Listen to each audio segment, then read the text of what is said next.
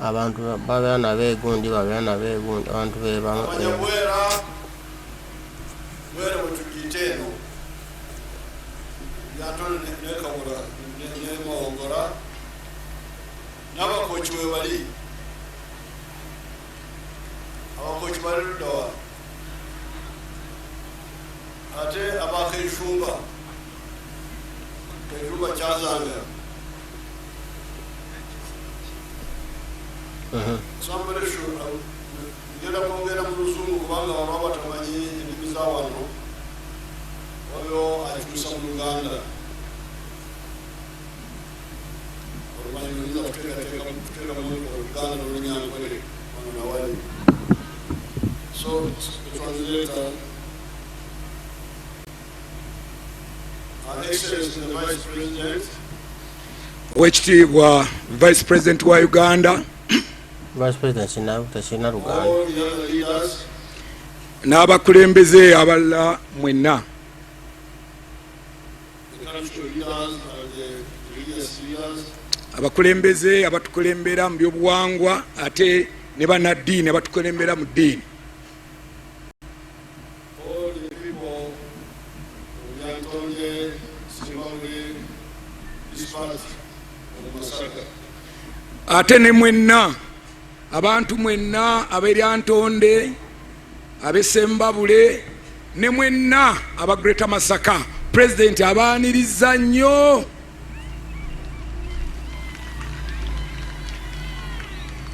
first of all, I want to salute President ayagala okusooka okusiima the fighters of the resistance movement. abalwanyi abalwana olwa movement olwa NRM. You heard the speech of the chairperson Sedunga. Muwulidde okwogera kwa ssentebe w'abalwanyi Mwami Sseddunga. In particular, I also want to salute the people of this area of Naye ate Zimbabwe who are supporting us in the struggle. mu ngeri enjawulo President ayagala okwebaza abantu b'ekitundu kino ab'Ekabula ab'Essembabule abaawagira ennyo olutalo luno olutalo olwaggwa.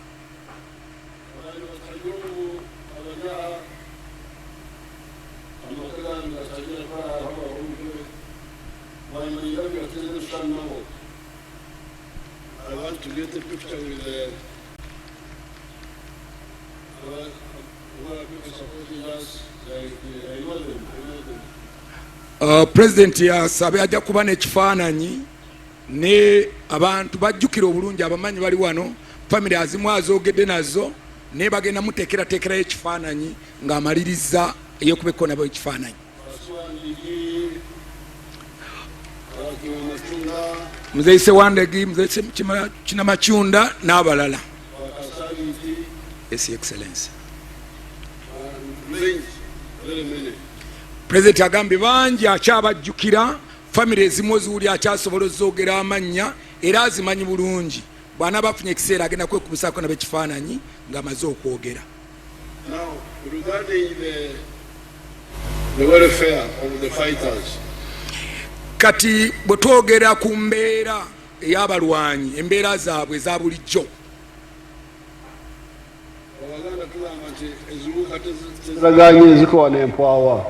ebiwuka tebiragaanye bikubagana empawa, Your Excellency. Empower, okay. Nguzaguruka starageni stomerana stelama amabapa. Yes. The proverb is that when birds fly without coordination, they collide with one another. Olugero lugamba nti ebinyonyi bwe bibuuka nga tebitegeeraganye ebyawaatiro bikubagana kuba kino kibuuka kino kibuuka kidde eno. So agamba nti bwe bate nga tewali abikubiriza bulungi ate biyinza obutatuuka wala nnyo kuba biba bikubagana. When we won victory, we had first of all started Uganda. Kati bwe twawangula olutalo kye twasookerako kyali kyakutebenkeza ggwanga lyaffe erya Uganda. Now, when Uganda was stable, kati Uganda bwe yamala okuteeka nga waliwo obutebenkevu, I called your leaders in Chankwanzi. I think it was 2008 there. mu mwaka gwa 2008 president yayita abakulembeze ekyankwanzi. There were like 800 of them. Bali abakulembeze nga 800. I said, era yabagamba, we are going to give Akasimo a thank you. Nabategeeza nti tulinayo akatonotono ke twagala okuwaayo akabasiima ke bayita akasiimo of 5 million shillings per person who was a leader. Era akasiima ako n'abagamba nti kajja kuba ka miliyoni 5 buli muntu eyali omukulembeze mu kiseera ky'olutalo. The one who gave us Ekisaka, the bush where to hide. Oboolyawo eyatuwa ekisaka we twekwekanga. The one who was on the committees, the separate committees, and the ones of later which were elected of Kasozi. Oba abalala abaali ku bukiiko obw'enjawulo. Obwekyama ate n'obukiiko obulonde obwajja luvannyuma. Waliwo obukiiko bwe mwali mumanyi obwammwe obw'omu nsiko obwekyama, naye ate waliwo obukiiko obwalondebwa obw'olwatu. The ones who was a guide. N'abalala abaatuluŋŋamyanga nga tutambula mu nsiko eyo. The ones who joined the militia. Ate n'abalala abajja nga balinga basirikale naye nga bantu ba bulijjo. And would give the husband and the wife separately. Ate era twali tukikakasa twawanga omukyala ne tumuwa ate n'omwami ne tumuwa nga bonna tubawa akasiima. Saying that they were contributing as individuals, not just families. Kubanga twakimanya nti abantu bano newankubadde baali mwami na mukyala naye buli muntu yali akkiriza nga ateekamu amaanyi ng'omuntu. Then, for the other supporters who were not leaders, kati abawagizi abalala abataali bakulembeze, we said 1 million, 1 million, 1 million. Abo ntugamba tujja bawaayo miliyoni emwemu buli muntu mu kiseera ekyo ekye-2008. Therefore, this PDM we are talking about now, kati bwe twogera ku nkola eno eya PDM, eya Parish Development Model, of 1 million per family, eya miliyoni emu president gy'agaba gye baleeta buli maka. Ekyo yali akitandika dda mu famire z'abalwanyi mu mwaka gwa 2008. The supporter 1 million. Abawagizi abatuwagira miliyoni emu. The leaders 5 million. Abatukulembera nga bakulembera abakulembeze abatuyambangako nabo nga twaba miliyoni 5. So, Kawandwa, the sentence is Alagawa. Yes, sir. What is the problem? Because this was long ago. Kawandwa jangu tutegeze. Nebuli ebyekisiru. Mwami Kabandwa jatu. Bwoba ssente waziwaayo ate obuuza mbu ssente zalagawa ate nga waziwaayo. Waziwaayo n'ogamba muzitwalire bano. Ate kati obuuza ssente z'abaaki. Ne bannange batufudde baweewe bana babbaayi. Kuyaguyaza abantu. Bwabanga abantu bakontributinga mu butalo nga balwana. Emyaka gye bamala 5 nga baali bakolera 1 million nga baali bakolera kakadde kamu emyaka 5 gye bamala mu nsiko naawe. N'abalala abakulembeze nga baali bakolera just bukadde 5. Mukiteeza nti buli mwaka kakadde. Kati bano abamala emyaka 5 n'obawa kakadde kamu kiteeza nti no buli mwaka gyali mitwalo emeka. Gyali mitwalo 5. Awula bannaye. Gwe ebbanga lyomaze naye weewa kakadde weewa mitwalo weewa bukadde 5. Kino Museveni afudde bannayuganda abasiibwa ali mukyala bw'oli ayogera kakadde oza naye kyaba jagamba bannaye tufudde maama uli akakadde ka ssente. Nnyonnyole ku nsimbi ezo engeri gye zaakozesebwamu kubanga ezo zaali zatandika dda mu 2008 ezagenda mu famire z'abalwanyi abawagizi ne ba leaders abakulembeze abakulembera. Mwami Kabando.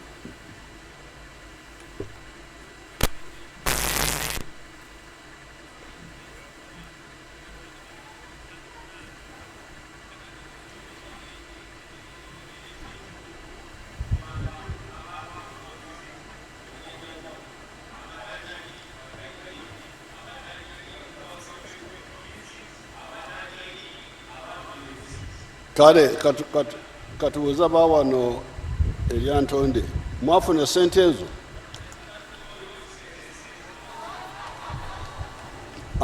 abaali bakulembeze nga njagala abamu waliwo beemanyi waliwo omulwanyi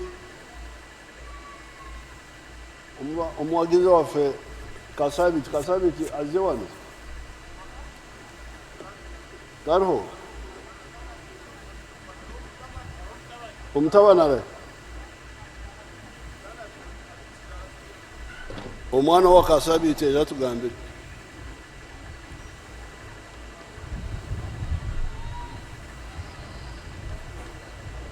Katemba wa Museveni mane etaligwa Eva atuvuga Livans kubanga abalwanyi tetuliva mu lutalo n'olwekyo arahyo omwana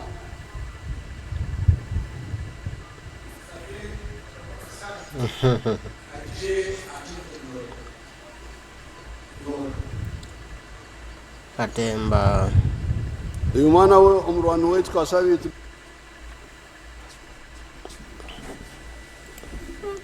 Daddy, now it's best.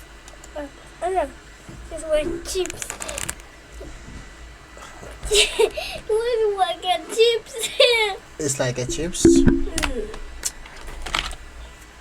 Yeah, it's bouncing like a baby. It's bouncing like a baby conky. No, a bouncing chips baby. Conky. No, You a baby. it's not me. Yo. It's not me. Conky a baby. What, Daddy? It's not me, Daddy. Is it? But they can make a chips too, Okay, the internet is baby. back. Negwe ulira omuntu akyali mu bintu bya lutalo tanyumyayo kipya kyonna kati abantu nga just 218 paka nalo nga akyabuuza ku bukadde obutaano byabo babufuna mukulembeze ekyoyo ddala abantu abawalwana nabo mu nsiko baba bali waffe kuwa bukadde butaano baba bali waffe kakadde kamu nga sobola kukwatirawo project kyasobola kubanga esobola bafuniramu ensimbi nababeera nga balyamu akasente nabeera n'abaana bwe nga bafunamu emirimu naye nga enabba just bukadde butaano bugasa ki Uganda bugasa ki somebody tell me obukadde butaano bugasa ki Uganda tewali kakadde k'ensimbi kagasa ki Uganda tewali naye nga byaliko oluyimba lwakyayimba kubanga ali ku bannakyalo buba ayogera kadde wali akyamaanyi nnyo singa nakabadde akabawa buli mwezi ogambako nno waawo naye yabawa ddadda ne sente tamanyi bazifuna bazaatuuka tamanyi Museveni bakamuwa milioni 5 ezo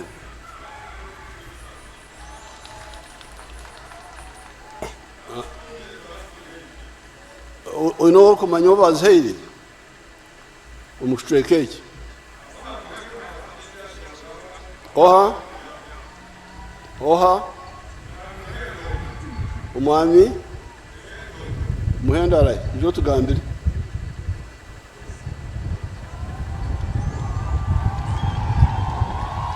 ono Katemba jeno Museveni gwakula Eva ate bino biba bipange tuyinza kuŋŋamba nti omwana w'omulwanyi yazze ku mukolo guno tekisoboka era bamuleese nga bamubriefinze byalina okwogera bakole Katemba ku bannansi tulabye ne Katemba wammwe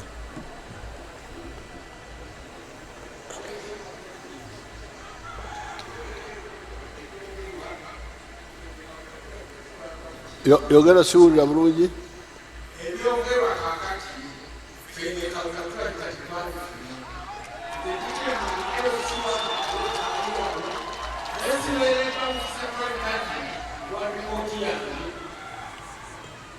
Ebyo byonna mbirina mu buwandiike sirina nantambula sirina kyendi naye nga nali omu ku abo abatandikira ddala mu ntandiko yonna era eno temufunangako ku ssente ezo tetuzifunanga.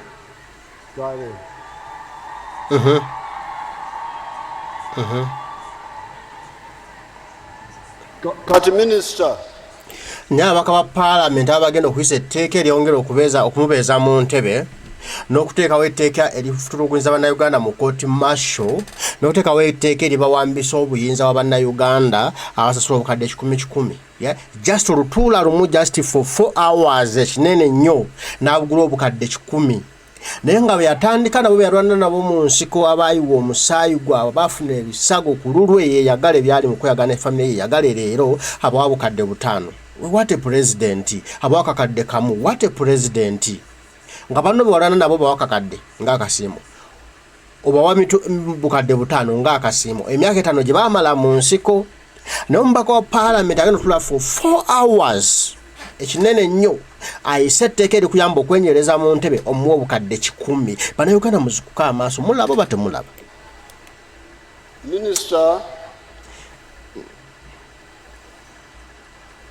minisita omuso gwakoba nti owekitiibwa ekisengedde tewayita obuzaabuza mwakasasanya sente meka ezo ez'akasiimo? How much money have you spent up to now?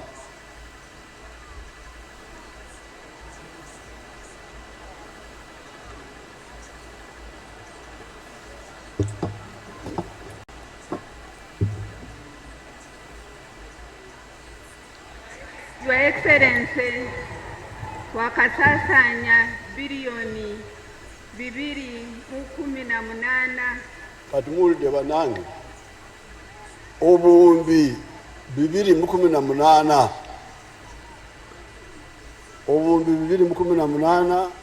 kale mwabusaasanya nga abantu bagamba tebazifunanga. naye gino Museveni simanyi bulungi. nze lumu mutwe bagamba simanyi mugezi nnyo naye nze simanyi magezi ge gakubba abantu. Twenza kudda maloga muwulira bannange obuwumbi 218 bwe twakasaasanya naye nga abantu bagamba tebazifunanga.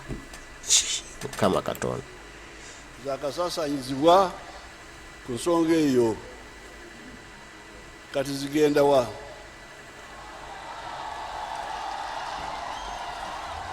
kwenywereza mbuyinza. kati awo minisita esente za baani abazitwala?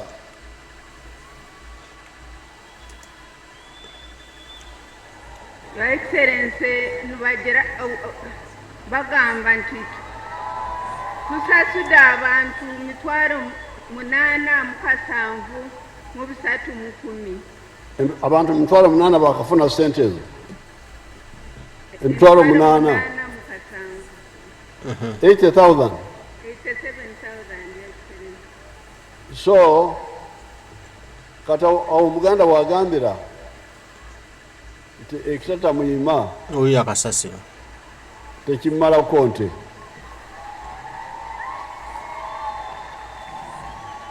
You go and sit, Minister. Ekitata muyima tekikola ki? Kasita NRM eri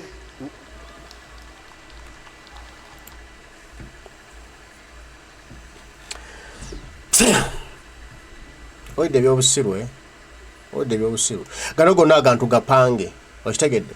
minisita bamugambe jangu oyogere kino tulaga abantu muno sene ziri mu gabibwa zije mbagambe nabasu kati agezaako okujjawo hatred eri mu bantu nti ntwalana n'omusajja twali kye yali atuwadde kati ali mu bageta nti sente twazisindikeza okubawa ezinnabatuukako mugumize zigenda kujja muddemu mutulonde tubeere mu buyinza tugenda kubawa sente zammwe ne for 40 years zobadde mu ntebe ng'abantu ogamba kubawa bukadde 5 kakadde kamu nga tezibatuukangako ng'obagamba baddemu bagumikizi baddemu bakulonda ekitatta muyima onaazibawa ekisanja ekiddako kityaba okutuuka enkya. Kwe emyaka gyalimu si byakweka kajja Museveni emyaka gyalimu gyakugenda si byakukweka si byakugattiriza. Gino Museveni emyaka gyalimu gyakawungeezi oba yagala tayagala anaatera okitegedde kati bwe bukyenkya ne bagamba nti lutemye ngera tugamba mu ekitatta muyima Never naye tubeeremu bantu bagezigezi mu bakulukulumu. Omutonza kubanga obadde wano for 40 years. Ngwano tobafaako. Noza ndo bajja kubeerawo nga bavala, nga bazoligo, nga bapirigi. Tugwena bakuumiranga ku ekyo ekitatta muyima olumbe butanyaza muyima tetumumalaako nteeze kasita NRM ekyaliwo tulabye n'abasajja bano wadde abalwanyi baffe baafa abaana baabwe bwe bali nange Katonda kyankumidde wano katugende tuddeyo twekenenye esente ezo zaalibwa mpewo ki Katemba era bukuyaza obuwumbi 2018 so what nga situbufunanga kombo obukumbi 2018 situbufunangako ate mudde mwekennenye ezo sente z'abo abalwanyi abo bebawa omusolo zakwatako abaddize naye ate nazo ne bazibba kati gavumenti kika kyeno kyeno musobola tumuva mu buyinza ne bafuna omukulembeze afaayo Kyagulanyi mbadde nga mbawandiise ya ntonde n'ogamba bana basajja n'okulagana nabo endagaano nti ogenda basasula bajja bawa omusasula mu nnaku 2 singa twagaba alina calculator tatunyumiza singa twagaba million 5 olira obumbi 2018 zandufunyiddwa abantu bameka million 5 songa 5 zaali z'abakulembeze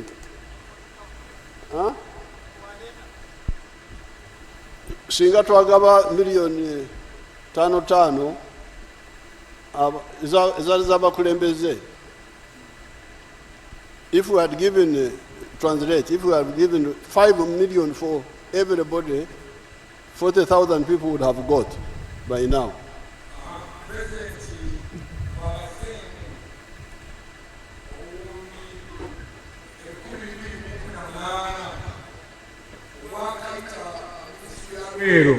Ezabalwanyi singa ensimbi zino zagabibwa nga bagaba million 5 newankubadde ez'ettaano zaali z'abakulembeze mu nteekateeka nga bwe yali sente zino at least zandibadde zaakasasula abantu 40,000.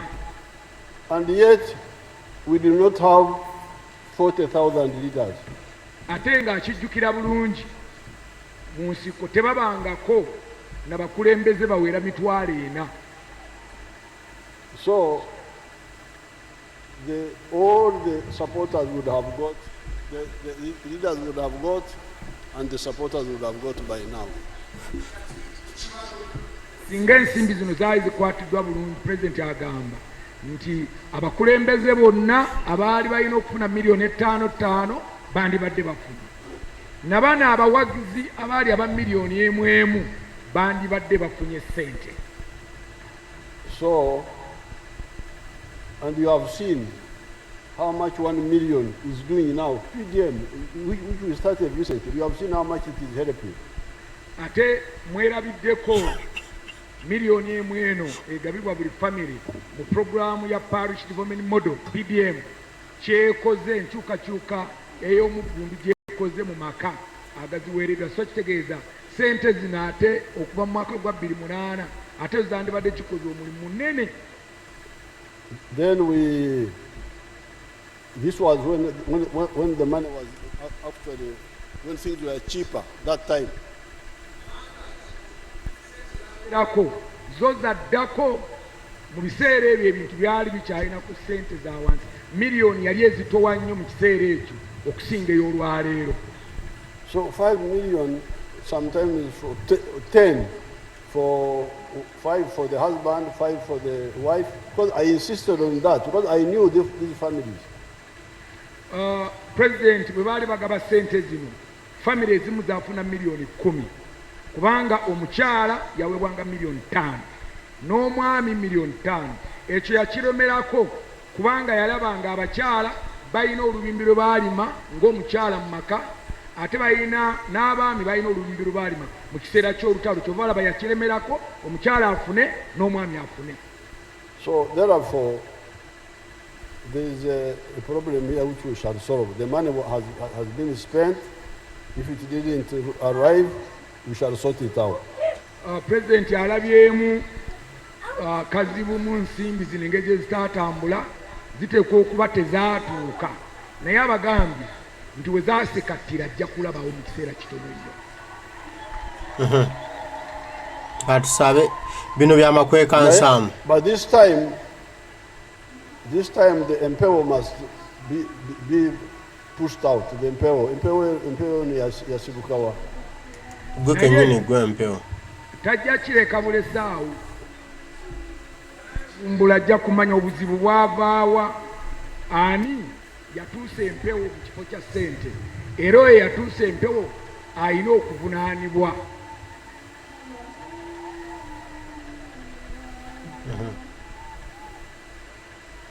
Now, coming to the issue of okuziika and okujanjaba.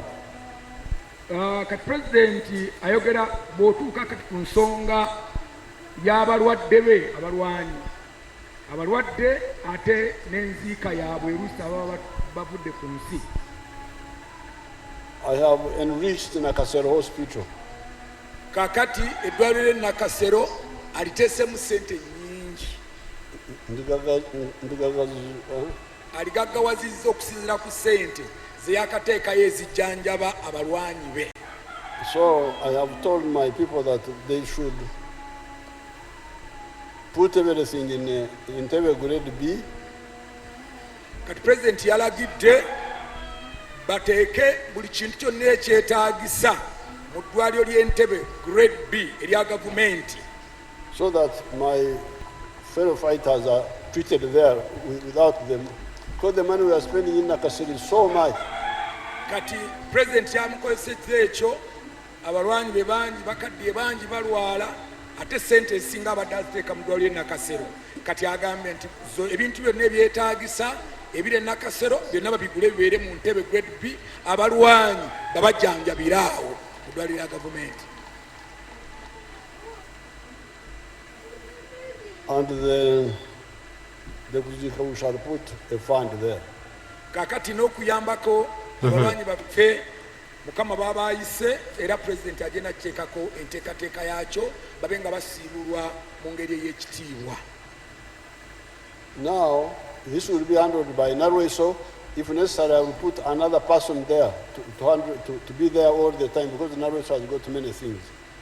Kati ekyo kijja kusigala nga General Narweso akikolako naye bwe nga bw'amanyi nti General Narweso oluusi emirimu giba mingi ajja mugattako omuntu omulala ayongera okumuyamba kiryoke kitambule bulungi. The one who has no other assignment except that. Omulala atalina nnyo bimutwala nga General Narweso naye ng'ekyo kyokka kyakolako ekyokuyamba ku bantu baffe okusiibula abantu baffe mu ngeri y'ekitiibwa. Now, coming to the thefts. Kati bwajja ku obubbi of the cows, the goats, the chicken, the coffee. Pulezidenti bwajja ku obubbi bw'ente, ababba embuzi, ababba emmwanyi, obubbi obwo buli mu byalo. You remember there was a group which killed people on New Year's Day. Mujjukira emabegako waliwo abagajambuzi abatta abantu ku lunaku olusooka omwaka. In Kisojo. Kino kyali Kisojo. Munnayuganda wajjirwa oba Katonda twamukola ki? Eva ntubeera nga tuli mu history mu byafaayo mwatuvugira omwo tavaamu. Is like in Bukoma Nsimbo where? Bukoma Nsimbisa. You remember those killings on New Year's Day? Mujjukira ebijambi ebyo. Era ebijambi ebyo byaliwo ku lunaku olusooka omwaka. Abantu ne batirimbulwa. Bano nga bali mu kudigida naye nga abantu babatirimbula mu mayumba. I visited the area myself. Kati Pulezidenti ensonga enjegeyo bwe yaggwaawo yagenda yennyini n'agenda mu kyalo ekyo. And I could see the problem was organization. Era Pulezidenti bwe yatunula yalaba nga ekizibu kyali mu kuba nti tewaliwo nkwatagana bulungi. These killers first invaded a woman who is the wife of a school owner in the trading center nearby. Kati abatemu bano basooka ne bagenda ne batta Sebata, Barumba. ne balumba. They were trying to enter, but there were steel bars in the window, they couldn't enter. Basooka ne balumba amaka ag'omu ku kitundu ekyalinamu essomero awo, ne balumba amaka ago ne bagala okugayingira, naye enzigi ze zaalimu emitayimbwa n'amadirisa ne batasobola kutuuka munda. The woman was making alarm, Kati omukyala w'omwami ono yali agezaako okkuba enduulu, but there was a disco nearby. naye waali wasuzeewo ekidigida, abantu nga kireekaana nnyo enduulu y'omukyala, abantu tebaagiwulira. But at the same time, the woman, her husband was in Mubende as a teacher there. Kati ate omukyala yalimu yekka mu nju, mwami we yali ali Mubende kuba yali asomesa Mubende mu kiseera ekyo, ng'omukyala ali yekka mu nju. So apart from the alarm, kati ng'oggyeko enduulu was rang her husband in Mitiana in Mbende. Kati bwe yakuba enduulu nga talaba tali afaayo, ekyo bwe yakimala n'akubira mwami we essimu, naye mwami we yali Mubende gy'asomesa. Now the husband in Mbende rang the RPC in Masaka. Kakati mwami we ali Mubende n'akubira akulira poliisi eya region eya Masaka gwe bayita RPC, ye bwe yakubira. Somebody else.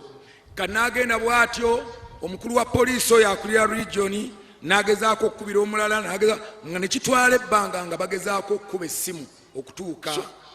Losing a lot of time. Kati ekyo kyatwala obudde buwanvu, ono akubirawo e Mubende, ombe n'akubirawo e Masaka, ono agenda so ng'olaba ebbanga ekiseera kyali kinene. But fortunately somebody had the nduru. Naye newankubadde waaliwo oluyoogaano olw'olunaku olusooka, omu ku bantu yawulira enduulu y'omukyalo ono gyali akuba mu nju. So the people came and these killers ran away from the home of the woman, but went killing people along the road.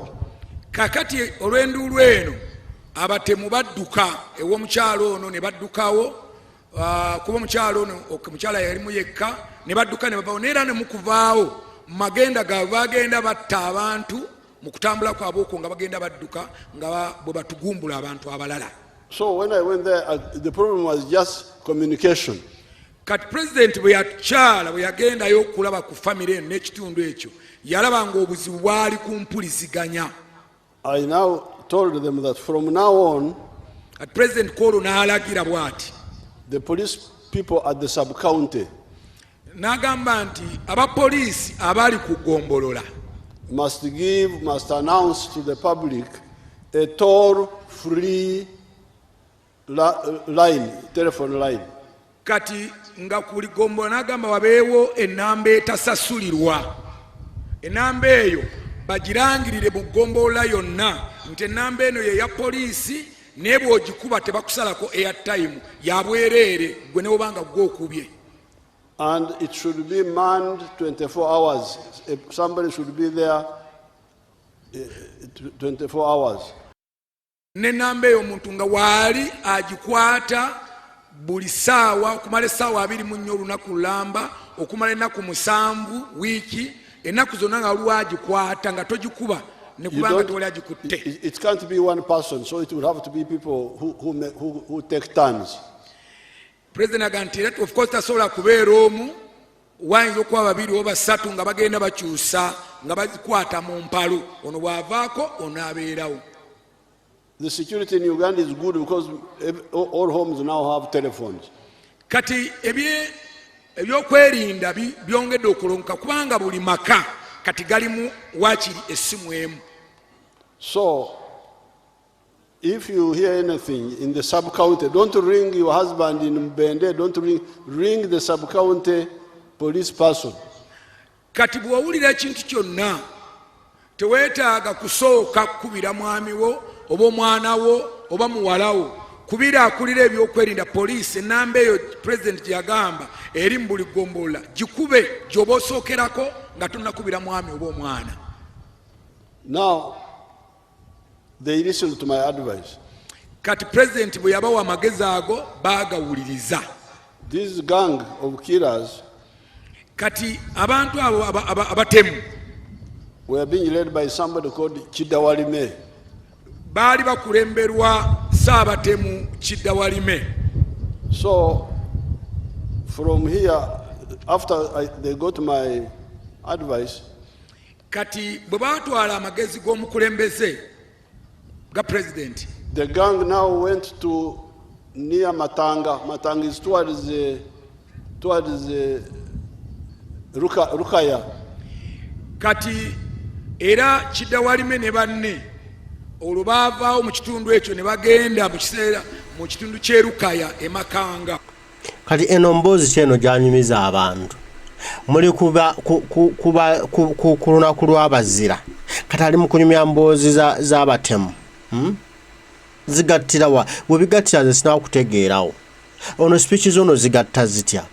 Bannayuganda bagabanyumiza batemu baagala kwekulaakulanya. Baagala nguudo, beetaaga mazzi malungi maka gaabwe, beetaaga masannyalaze, beetaaga butale. Tebeetaaga bya Chidawalime zammwe. Bino ebiboozi biri komaddi. Bannaye tukole tutya okumalawo bino ebiboozi. Tulina kujjako gino Museveni tuwakira. Tunadda bwe lwakola speech alina okwogera ku Chidawalime, simanya Chidawalime, simanya Matanga, simanya Bijambiya. Emboozi y'Ebijambiya yaba etya? Kubanga eva mu bbo. And one night they attacked the home of a nurse, a medical nurse. Olwo bavudde bukomansimbi bali Kalungu baalumba amaka ag'omusawo omukyala. A girl called Nachambade. Omukyala oyo yali ayitibwa Nakyambadde. So when they were trying to break into the house, she rang the local police of the sub-county as I had told them. Kati bwe bagezaako okuyingira enju ye n'akubirawo essimu n'akuba ku poliisi y'okugombolola ng'amagezi gaali n'akuba ku nnamba eri president gye yalagira okubeera ku buli gombola eya poliisi. Then Nachambade threw the phone through the window as they were entering the house because they had broken into the house, but she had already rung. Kati Nakyambadde kye yakola bwe yamala okukuba essimu nga bayingira n'amanya nti bayingidde essimu n'agiyisa mu disa n'agikasuka ebweru naye yali amaze okukuba essimu ng'amaze okukubira eyali ku poliisi ng'amaze okukubira poliisi. So Chidawalime entered and said, you remove your clothes. Kaakati Saabatemu n'ayingira n'amugamba kati jjamu engoye zo. Then started taking her pictures when she's naked. Kaakati Chidawalime n'akola byayagala ntandika okukuba ebifaananyi ebya Nakyambadde. And then said, Pumbavu Rosa Numanyako, meaning she wanted to rape her. Kaakati n'amugamba nti olowooza nazze wano nze ndi mwannyoko tomanyi kyendiko. Now, as he was saying that, a gun sounded outside. Kaakati nga bali awo bw'akuba ebifaananyi bw'ayagala okukwata Nakyambadde, jjukira Nakyambadde yakubidde poliisi baba kyali awo already ennyumba poliisi n'egyetooloola. Fired at they were a gang. Chidawalime had entered, but others were outside. Newankubadde Chidawalime yali omukulembeze waabwe naye baali bangi kuba Chidawalime newankubadde yali munda naye batemu banne bali wabweru nga weebali era. So when the police came, they fired at them. Kati poliisi bwe yajja nekuba amasasi nebakubamu amasasi. Then Chidawalime now abandoned his project of rape, tried to run. Kaakati Chidawalime bwe yawulira amasasi ebweru omulimu gwe yali atandiseeko ogw'okwagala okukwata Nakyambadde n'agusazanaga kati wano wafiira muloge. Now that was the end of Chidawalime. He was killed. Kaakati mu kaseera ako yagenda okufuluma already yasanga poliisi yakookinze dda yali tasobola kuwona awo ebyo ebyakoma ezize ne baanika. And the whole gang was wiped out. Era abasinga bodda battibwa. And one of them ran up to Ntungamo, you can imagine. Omu yadduka, omu ku batemu yadduka ne paka Ntungamo gye baamukwatira. But we had got their phones and their pictures. Naye olw'okuba nti essimu zaabwe n'ebifaananyi byabwe byali bimaze security ng'emaze okubifuna, yali talina wayinza kwekweka. Police had advertised them. Poliisi already yali emaze okuteeka ebifaananyi bino mu mawulire n'okuba nga babawenja. One of them was in Nyabihoko. Nyabihoko is not even on the map of Uganda. Omu yali yekweseeyo mu Lwazi. Nyabihoko is called Nyabihoko, the place. Nyabihogo. Then the people saw the picture on the TV. Kakati abantu eyo President Nayogera Nyabihogo wala naye abantu baali baalabye ekifaananyi ku TV. This one looks like the one the police are talking about. Kati abantu ba bulijjo nga batunula baalaba ekifaananyi ne balaba n'omuntu gwe batategeera naye naye ono ng'afaanana poliisi gw'eranga bulijjo. The fellow was arrested. Era teyawona we baamukwatira ne bamukwata. That was the end of the Chidawarime group. Kati awo oyo ye yasembayo ku kibinja ekyo ekyali kikulembera Chidawarime ekyali kyefudde kafulu okutta abantu. So you can see the problem is coordination. Kati bw'otunuulira olaba nti ekizibu kyali ku mpuliziganya n'enkwatagana wakati wa poliisi n'abantu ba bulijjo. You remember the people who were killing Masaka. You must have, after the elections, who were killing elders in Masaka here. Era mujjukira n'akabinja k'abantu abaali batugumbula abantu n'ebijambiya mu Masaka muno ng'akalulu kaakaggwa mukyabajjukira. They forgot one thing. Beerabira ekintu kimu abatemu abo. That the police has got dogs. Beerabira nti kati ennaku zino poliisi eyina embwa eziwunyiriza. So these dogs kati embwa zino followed them. Zaabagoberera kagere ku gagere. And that was the end of the group. They were all wiped out. Era bonna bagwawo naye ng'ekyatuyamba mbwa kuba zaawunyiriza obuufu bwabwe. So now the police regional police commander, where are you? President asabe regional police commander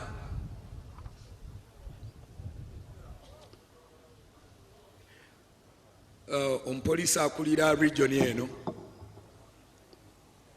Go to the microphone there. He's right there. Bamusabye ajje wano ku microphone abeeko byannyonnyola ku nsonga ezo.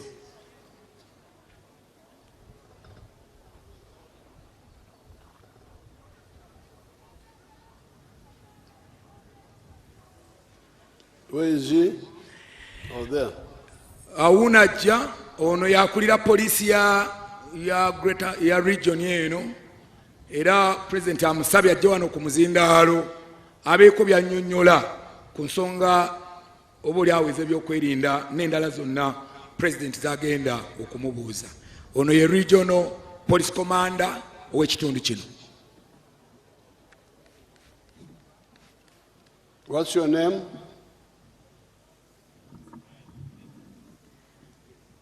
Your Excellency, my name is SSP Tugume Ezra. Tugume, have you started implementing the sub-county-based police effort? Sir, the sub-county policing model in Greater Masaka has been implemented to 100%. All sub-counties in our region have 12 personnel, a counter phone, and some sub-counties are yet to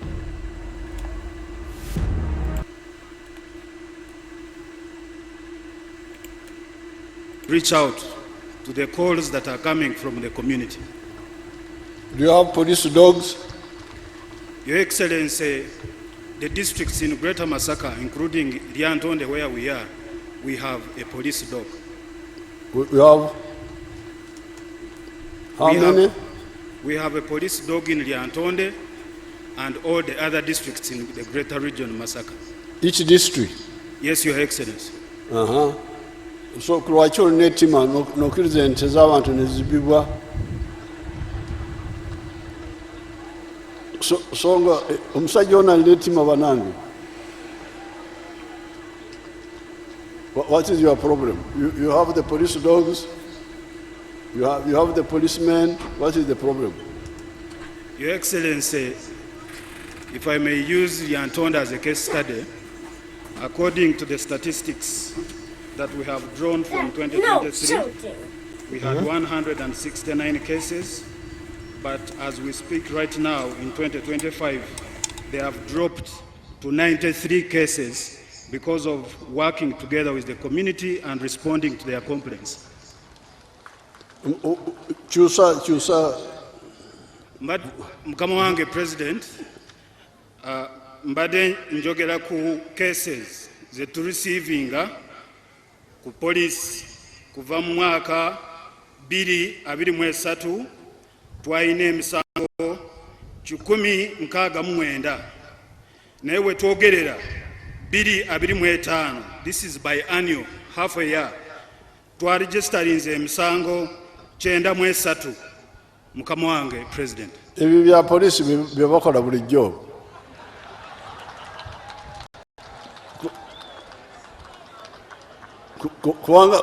Kubanga ono omusajja atugamba nti edda twafanga nnyo naye kati tufaako katono wakiri. Tetwagala musango gwonna, twagala emisango giggwewo. So, okay, Chiwanda, you go and sit down. No, but Tugume, have you mobilized awareness sub-county by sub-county so that the people know what to do when there is a problem? Your Excellency, twina abakwanaganya ba polisi n'omuntu wa bulijjo.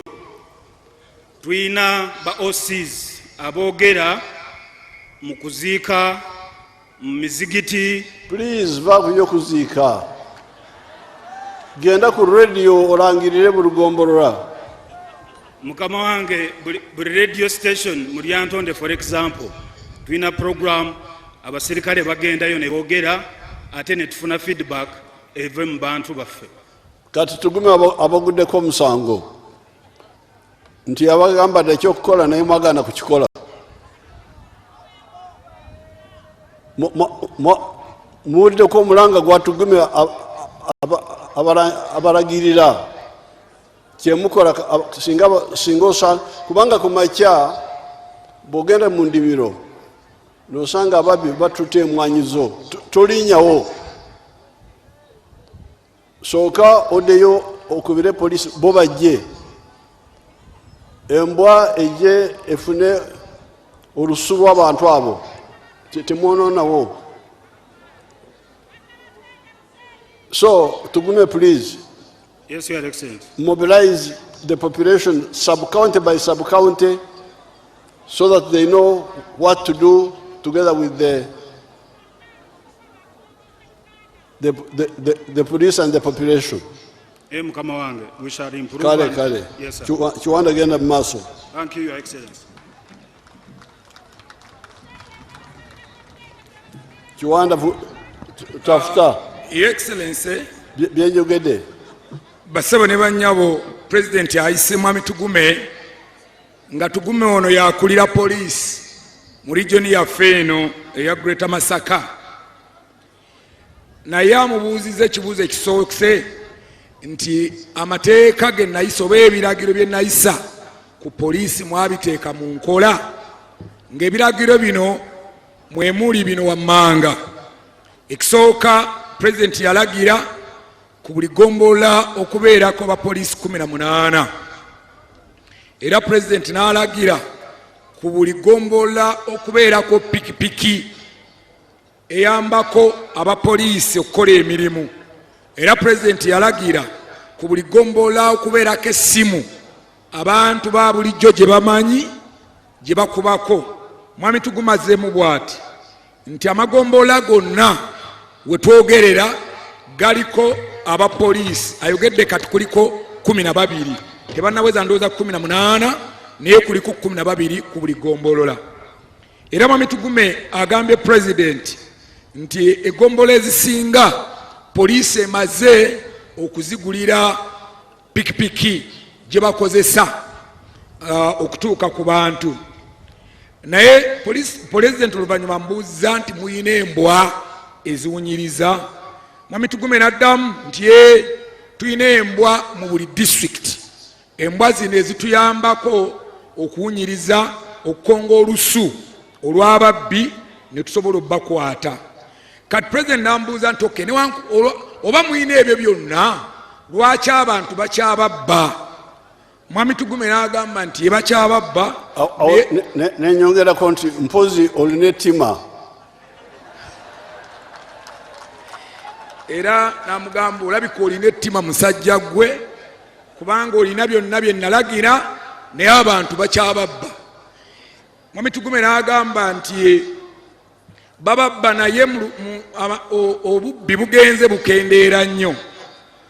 Agambye nti mwaka oguwedde bayina mwaka guli emabega emyaka ng'ebiri obubbi bw'ente n'obubbi buno pulezidenti bwayogera emisango gyali 169 naye omwaka guno zikendedde ne gifuuka 93. Kati ye tugume ng'alaba ekyo poliisi ekoze nnyo. Pulezidenti n'amugamba nti ebyo bya poliisi bya bulijjo bye mutugamba bye musinga ng'ogikendedde ezo statement tuzikooye. Twagala obubbi bugwerewo ddala nga tewaliiwo kubba bintu by'abantu. Pulezidenti ayongedde n'asaba n'alagira tugume baggulewo enkolagano ey'omuggundu wakati wa poliisi n'abantu. Bagende ku rediyo babannyonnyole ennamba eziri ku magombola bazibawe. Ennamba ezo baziwandiike ku bipande mu buli katawuni ng'osangawo ennamba ya poliisi. Ku bugonda ku gombola nga kweri, ku muluka kweri, buli kyemaani w'ekyalo ng'ennamba ya poliisi agirina. Ne buli maka pulezidenti ayagala ng'ennamba ya poliisi mugirina. Ennamba y'egombolola eyo ey'egombolola gye yalagiddeko etasasulwa. Sikuba Masaka simanyiwa no awo. Era pulezidenti abasabye nti mulekeraawo ng'awadde bakakubba emmwanyi bakaziwulula bwe bati n'ogenda nga bw'okwata ku muti bw'olaga abantu zabadde zaabala nnyo wano baawuluddewo ate oluvannyuma n'oleeta embwa. Embwa ejja kukwata ggwe eyasembyeyo okukwata we babbye ekintu. Pulezidenti abasaba bw'oba osanze nga baamenye ennyumba yo, babbye emmwanyi zo, babbye ente zo, ekiraalo tokikwatako paka poliisi ng'emaze okujja ng'emaze n'okuleeta embwa eziwunyiriza. Kubanga bw'okola bw'otyo oba oyonoona otta obujulizi. Zezo ensonga ezibadde wakati wa pulezidenti ne RPC. Embwa zatuyamba okumalawo abatemu ab'e Masaka ab'ebijambiya bonna twabakwata. Now on the issue of the land. Kati ku nsonga y'ettaka. The issue of the land in the CA, we had a battle with the landowners, and to some extent, people were claiming to work for Mengo. Kati mu lukiiko lw'abagassemateeka ensonga y'ettaka eno lwali lutalo lunene nnyo. Okusooka lutalo baalusanga bano ng'abalwanyi, baalusanga eri abantu abalina ettaka, ba landlords abogerwako, ate n'abantu abamu abalowooza nti baalina akakwate ne Mengo. They were saying bo nga bagamba that muleke ab'amataka tukolagana n'abebanja. Kati bonga bagamba nti ffe mutuleke mutwagaza ki ffe mutuleke tufune enkolagana yaffe wakati waffe ffe ab'ettaka n'ab'ebibanja bali ku bibanja byaffe. Meaning that we should leave the landlords to negotiate with the tenants. Kati babaga government temweyingiza mu nkolagana yaffe ffe mutuleke ffe abalina ettaka tujja kukolagana n'ab'ebibanja mutuleke enkolagana ffe ejjagenda mu maaso mu ngeri yaffe. We said no, we can't leave you. Ekyo Saabalwanyi n'agamba nedda tetusobola kubaleka tetusobola kuleka baabibanja kubalekera b'amataka. This problem was created by the colonialists. Kubanga obuzibu buno bw'ettaka bwatandikira ddala mu nfuga y'abamatwale mabega ddala ng'abamatwale bakyali wano. It is not something that should be handled by citizen to citizens. It must be the government. Era ensonga eno tetusobola girekera abataka ku bataka abantu ku bantu balina okubaamu omukono gwa gavumenti. So that's why we said land evictions are banned. Era ensonga lwaki bagamba nti okugoba abantu ku ttaka kuba mu CA tekudda kuwereddwa okugoba abantu ab'ebibanja ku ttaka. The busuru, the rent must have a kikomo set by the central government. Era n'ensonga y'obusuulu nga teyina kulekebwa ntegeeragana ya nannyini ttaka na wa kibanja wabula gavumenti yeyina okuteeka. If you control the eviction and you control the rent, and the rent is simply nominal, not commercial. Kati President Bonga Abalwanyi baga nti bw'osobola okufuga obusuulu ng'obuyinako ekkomo ate ng'era olina tebasobola kukugoba ku ttaka ng'omaze era ng'olina n'okuteekawo ekiragiro ekigaana abantu okubagoba ku ttaka. Ekizibu ky'ettaka oba okinogedde eddagala. On what basis are they evicting people? Era basinziiranga ku ki okugoba abantu ku ttaka? They are not doing it legally. Kubanga abakikola bakikola mu bumenyi bw'amateeka. That's why, and it's not necessary because you are talking about the land fund. Kuba newankubadde twogera abantu boogera nnyo ku ssente zino ezisasulwa ze tulina okusasula ba landlord bave balekere abalina ebibanja kye tuyita land fund. Well, if I have not paid the landlord land fund, he cannot remove my kibanja ownership. Kati newankubadde gavumenti eba tennasasula essente zino ze basasula ab'amataka era ab'amataka tebalina buyinza kugoba babibanja newankubadde abatannasasulwa. So, and even if they say, I have sold to a new landlord, ne bwe bagamba nti nze wano ewange awabadde ekibanja ekibadde ettaka lyange ndiguziza Ssewava, ne bw'otunda ettaka era oli aguze talina buyinza kugoba bakibanja. that means aguze ekipapula ttaka. Kati gwe bw'ojja n'ogula ettaka ku kiwanda ng'ate ettaka ero liriko abaliko gwaliguze oba oguze naye oba oguze kipapula kiri kibata title tekiba oba toguze bantu ab'ebibanja basigala tebakwatibwako. So this is they are just using your lack of information to intimidate you, and that's why the leaders, the RDCs, the members of parliament should reject this. There is no legal basis.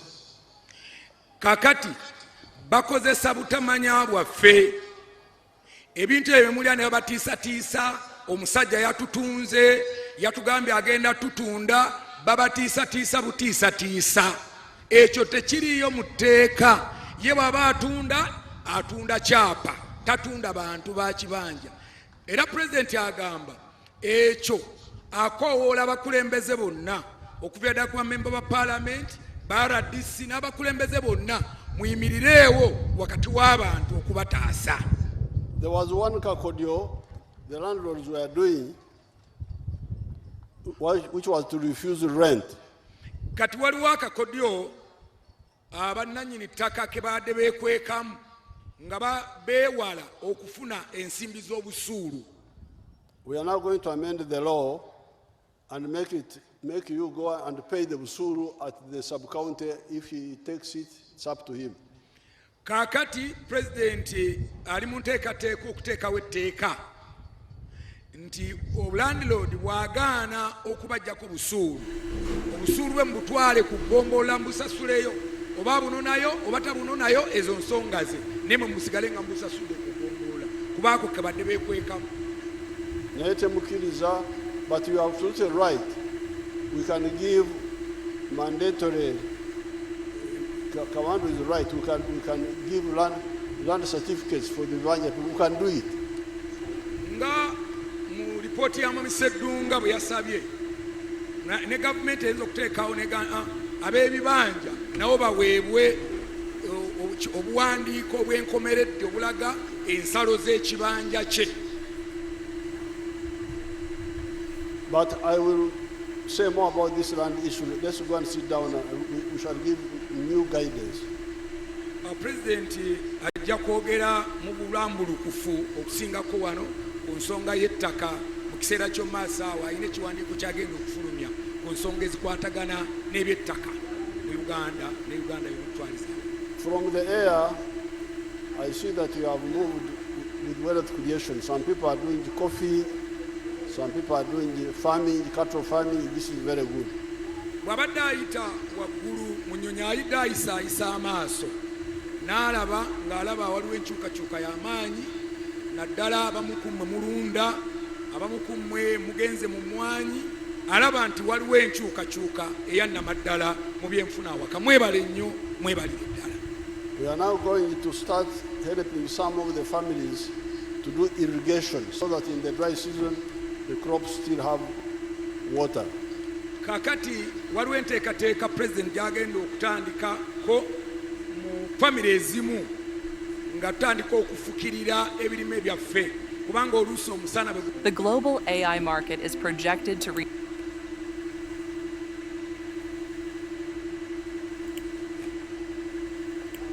protect the swamps so that when we go for irrigation, we have got a nearby water source. Kakati bwe muba mwagala enteekateeka eno etuukire bulungi mu bitundu byaffe temulima mu ntobazi.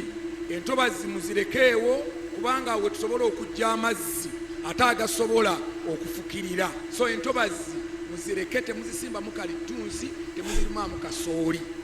Now, for the cattle farmers, you should learn how to grow pasture, not just depend on the pasture which is planted by God. Kakati mwe abalunzi b'ente president abakubiriza muyige okulima omuddo ogw'ente nga temubeera ku guno gwokka ogw'okutambuza ente gwameze gindi bano omuddo gwo gw'olimye ogw'ente ezo. Nkahaliya nimuleba oguli aho taineho obunyatsi noleba hariho egashe hariho tariho obunyatsi ente ziine enjara nga wali tewali muddo omulungi ogw'ente kubanga waliwo ebisubi ebitagasa wali. Bw'otunda ku lusozi olwo bw'olulaba tolabako muddo ente ne bwe zijjaawo tezikugasa, naye ate singa olusozi olwo oba olulimye bulungi n'olimako bulungi ebisagazi byo n'omuddo omulala ogusobola okugasa, olusozi olusobola okuyambako okuliisa ente ezo okusinga okulinda ogwo ogwemezesa gwokka. Another problem is that when the head of the family dies, kati ekizibu kira president kyalabye kinti omuntu owawaka omukulu w'awaka taata bw'afa the children fragment the property. Kati abaana ebyobugagga babigabana. You should learn what other people in the world learned long ago. President abakubiriza nti taata bw'afa oba maama oba mukulu w'awaka yenna bw'afa mulekeraawo okutemaatema akabanja ettaka abagamba muyige enkola ng'amawanga amalala agatusingako bwe gakola. This is dividing by shares. Bano abatugenzeeko mu maaso bo bagabana migabo. The property is together, but you divide shares. Ebyobugagga bisigala we wamu, omusiri gw'omwanya gusigala we wamu, faamu esigala y'emu, naye mugabana ebivudde mu faamu yammwe okusinga okugabanya mu faamu yammwe. I have heard your demand on the Ntutsi Kashagama Byantonde Road. President awulidde okusaba kwammwe okw'oluguudo lwa Ntuusi Kashagama Road, okusaba okwo akuwulidde President. Niza kugikora nk'etashuro yanyu, niza kugibatashura.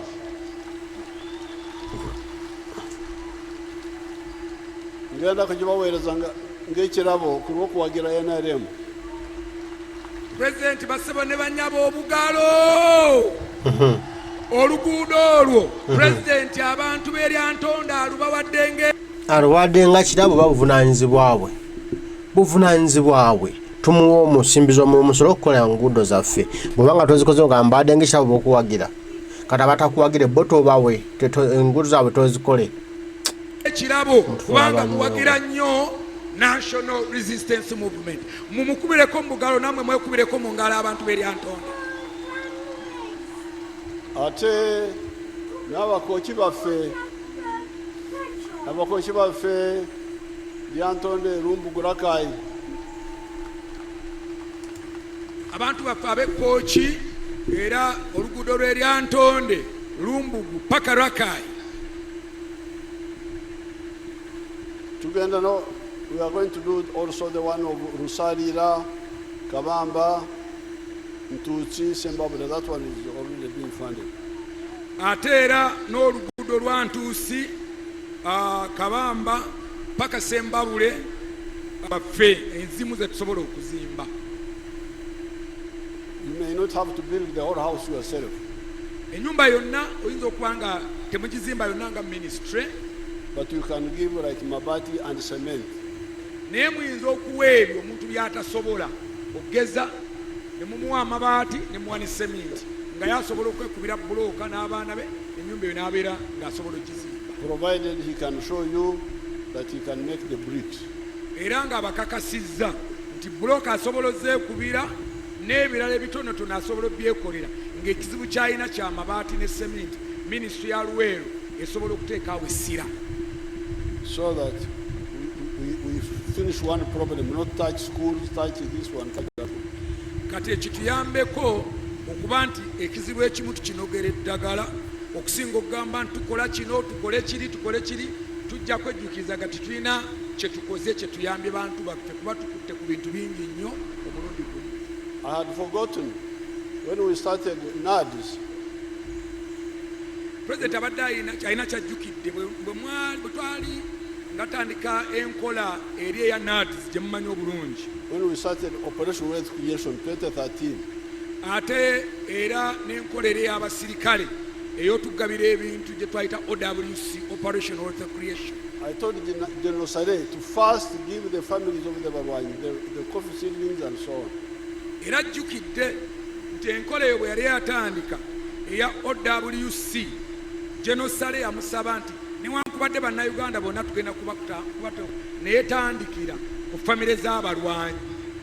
And he did it, and it was only after he had given all of them that I allowed him to go to the others. Era President agamba ekyo yakikola, General Sare yakikola. Abantu bonna yatandikira mu famire z'abalwanyi, olwamala famire z'abalwanyi n'alyoka afuluma n'ayambako ne families endala zonna. So I will get time and find out where these programs get started. Kati President agamba agenda kufuna ekiseera ayeekenneenye programu zino zifiira wa lwaki tezituuka bulungi oluusi kyaba zisuubidde okutuuka. Kale mwebale abantu b'ekarro, mwebale mwena kujaha. President abeebazizza mwebale kujja, mwebale nnyo, mwebale ddala, mwekubireko mu ngalo tubeka n'abantu b'entonde mwenna. Simanyiwo mu Luganda bagamba kaliro. But it is Karo. Karo means Okwara is where to get you lay things on the floor properly. Oh. Omuluganda kaliro kitegeeza ki? Kyagala okufaanagana mu excellence. Kaliro naye kubanga boga kaliro to mean some fire. But kaliro okwaliira nga bwe yalirirawo emmere, nga bwe yalirirawo ogenda okwebaka, nga bwe yalira. Oh, yes. It's the same. It's the same, sir. Very good. Abakaro mwebale mnongo kuja kutwagira abali Antonde, ababwera, abakaijumba, kochi, amanya gawa nogadda, kino ekitundu bakiyita bwera. Bwera eno aterese mpabula naye bwera. Bwera bwefone egininga neri. Niyo bwera bwifo.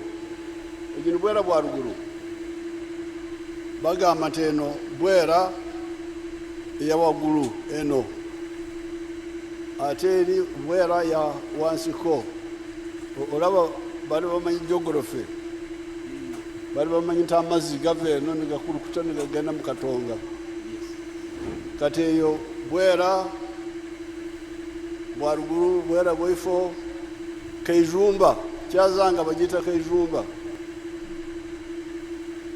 Kyazanga. Ate kochi gyawo. Abakochi bali eyo, abakochi bakolanga emirimu gyabwe gy'amaanyi. Abakochi baffe tubamanyi. Ate eri mu maaso kibumbiro mutukula. Bete kibumbiro. N'olwekyo nsanyuse abana bwera, abana Kaijumba, abana buddu, eri bagiyitanga buddu. Bitundu byaffe byadda. Katonda abakuume mwebale nnyo mwebale ddala. Basewo ne banyabo obugalo bwa president waffe. Obugalo bwaki? Ebintu byayogera myaka 4 era byakyayimba, talinayo kipya, talina kyayamba anange. Okubanga wasigala mu analog ng'oli mukulembeze kibi, ne bannayuganda tweyambe naye tufa.